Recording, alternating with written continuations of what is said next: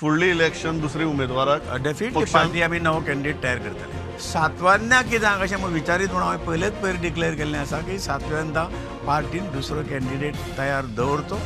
आनीक हांव कदाचित न्हय, हांव निश्चितपणे हे इलेक्शना नंतर फाटीं सरता.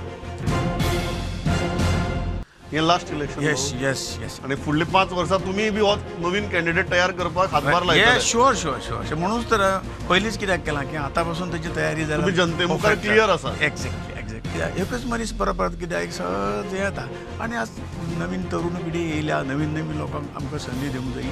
आनी ताका लागून आमी म्हणजे ना दिना अशें म्हणचे पेक्षा आमीच फाटीं सरले. ना दिना म्हणपाचो प्रश्नच येवची ना लक्षांत. परंतु आपणच ह्या सगळ्या गोष्टी समजून केल्ल्यो बऱ्यो.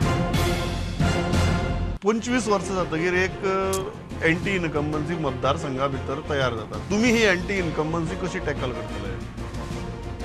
एंटी इनकम्बन्सी जाल्यार ही आतां भांगूक जाय आशिल्ली. म्हणजे एंटी इनकम्बन्सी आशिल्ली जाल्यार तिकेटूच मेळपाची न्ही. एंटी इनकम्बन्सी म्हणटा तुमी? या डेफिनेटली. कारण एंटी इनकम्बन्सी पयले ह्या हाचो इतिहास तुमी जाणात. ह्या मतदारसंघाचो एकदां आयिल्लो एमपी परत कांय नंतर येवना. बरोबर. पूण म्हजे सारक्या सामान्य कार्यकर्त्याक उत्तर गोंयच्या जनतेन एकदां, दोनदां, तीनदां, चारदां, पांचदां, पांचव्यांदा आनी आतां परत एकदां तांच्या आशिर्वादान 6व्यांदा. ही एंटी इनकम्बन्सी हांगा म्हाका दिसता कसलोच हें ना. त्या शब्दाक काय तो उत्तरेक तो शब्द लागना. उत्तर गोंयच्या जनतेचो हो विश्वास आनी आशिर्वाद तांणी म्हाका निवडून दिला. हांव येवना, म्हजे तातूंत हें कांय ना. 6व्यांदा ही तांकां निवडून दितली.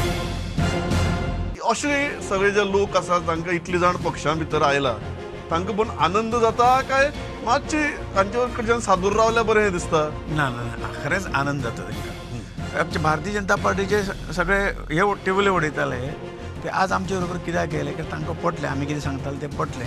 हेंच राजकारण देशाक समाजाक तारूंक शकता हें तांकां दिसलें. म्हणूनच तर ते आयिल्ले आसात.